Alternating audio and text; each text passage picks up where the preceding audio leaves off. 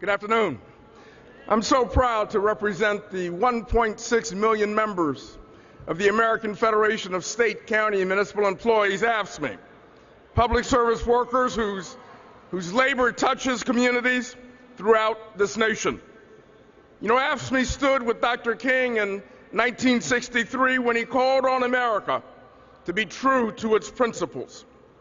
And 5 years later, Dr. King stood with AFSCME when the sanitation workers of Local 1733 demanded justice, dignity, and respect. The journey for civil rights, workers' rights, and economic rights began almost from the moment America was born. It gained new momentum on these steps 50 years ago.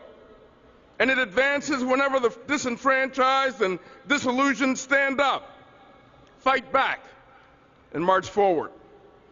Because our struggle continues, we come to this memorial not only to commemorate the past, but to shape the future.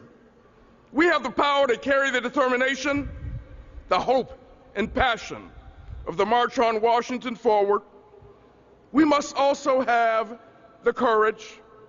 We must also have the courage. In the name of Dr. King, A. Philip Randolph, Bayard Rustin, Dorothy Height, Ella Baker, and Congressman John Lewis, on behalf of those whose names will never be known, we must recommit to the struggle as stewards of a nation that belongs to the rich and the poor, to the CEO and the sanitation worker, those with and those without. We have the responsibility to build on the legacy that has been left to us all. We must protect the most fundamental rights we have, the right to vote. We must ensure that workers' voices will never be silenced. We must fight for good jobs and decent pay. And we must become the just and fair society of our ideals. Above all, we must uphold the principle that everyone who contributes to the prosperity of this nation should share in the prosperity of our nation.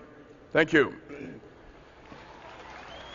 Please welcome the U.S. Representative from Maryland's 4th District, the Honorable Donna Edwards.